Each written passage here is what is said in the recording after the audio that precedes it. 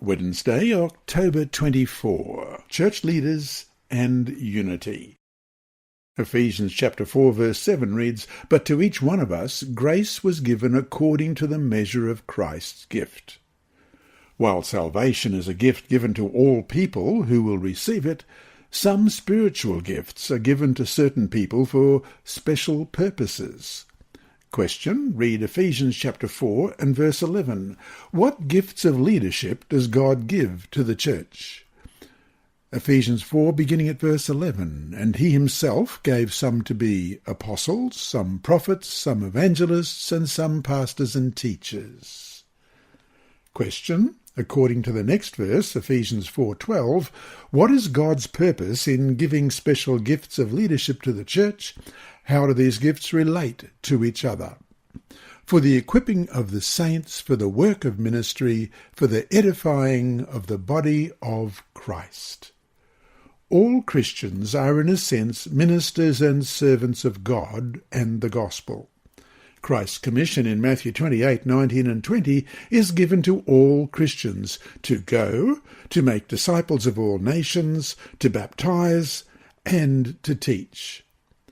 The work of ministry is not given only to a privileged few, such as pastors and/or evangelists, but to all who bear the name of Christ.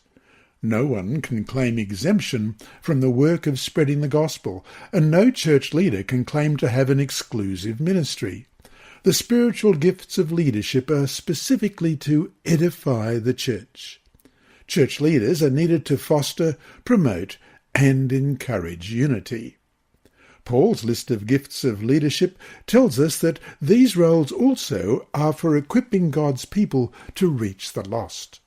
It is the responsibility of some specially called people within the church to help others fulfill their ministry and service for Christ, and to edify the body of Christ, till, as it says in Ephesians 4:13, we all come to the unity of the faith and of the knowledge of the Son of God, to a perfect man, to the measure of the stature of the fullness of Christ.